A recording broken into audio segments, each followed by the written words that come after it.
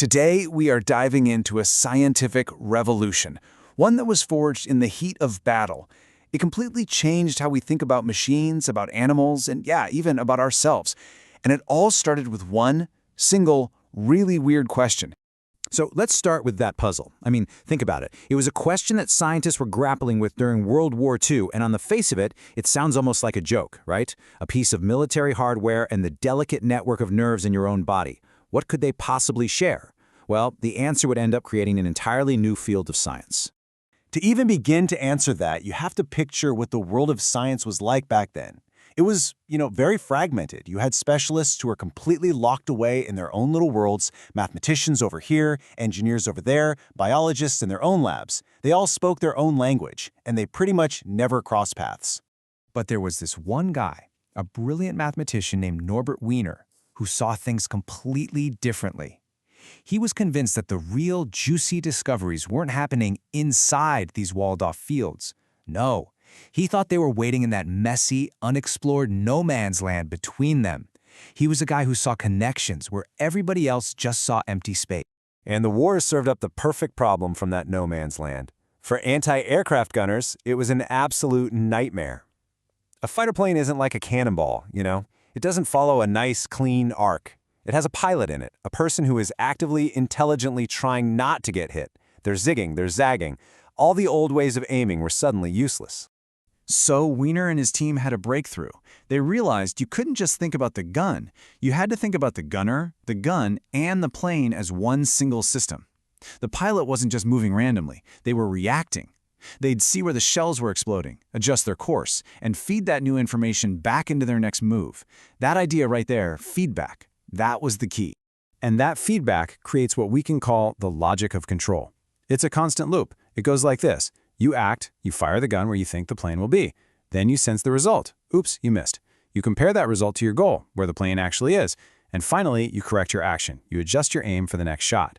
It's not about one perfect calculation. It's a nonstop conversation between what you're doing and the information you're getting back. Wiener knew this idea was huge, way bigger than just one project. He needed a name for it, something that could connect all those different fields of science. He landed on cybernetics. It comes from the ancient Greek word kybernetes, which means steersman, the person steering a ship. They're constantly feeling the wind and the waves and making tiny corrections to stay on course. It's the original feedback device. And this is where it all gets really mind-bending. Wiener's insight went from being a clever solution for the military to a truly profound revelation about, everything. He and his colleagues started to realize that this feedback principle wasn't just for machines. It was the basic logic behind any kind of purposeful action, including how living things behave. Just look at this. When they compared the brand new electronic computers of the day to the human nervous system, the similarities were just staggering. A neuron in your brain, it either fires or it doesn't. There's no in between. That's an all or none discharge. Well, that's exactly like a binary switch in a computer. It's either on or off. A synapse, which decides if a signal passes from one neuron to the next, it's basically acting like a logic gate. The parallels were just too perfect to be a coincidence. And let's be clear, for Wiener this was way more than just a cool metaphor. He saw a deep, functional equivalence. He realized that the brain and the computer were actually solving the exact same kinds of problems of communication, of control, of memory, and they were using the same fundamental logic to do it. Wiener believed this was a paradigm shift as big as the Copernican revolution. Think about it. Copernicus came along and gave us a simple, sun-centered model that suddenly made all the crazy, complex movements of the planets make sense. Well, Wiener felt cybernetics was doing the same thing. It offered a simple, unifying model of control and feedback that could explain the behavior of everything from a thermostat to the entire global economy. And just like that, those walls between the different sciences started to crumble.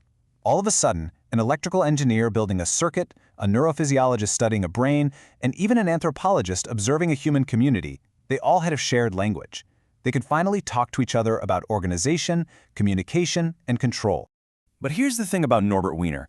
He wasn't just some wide-eyed optimist. As the guy who basically kicked off this new age of intelligent machines, he also saw a huge danger looming on the horizon. And his warning, decades later, feels like he could be speaking directly to us right now. He wasn't worried about, a Terminator-style robot apocalypse. No, his fear was something much quieter, and maybe a lot more realistic. He predicted a second industrial revolution, One that wouldn't come for our muscles, but for our minds. It's a brilliant way to put it. The first industrial revolution, with its factories and steam engines, it devalued human muscle. It replaced the power of the human arm. This second one, he warned, would devalue the human brain by automating all the routine thinking and decision-making. It would come to replace our mental labor. So what's the real danger here? It isn't that these machines are evil.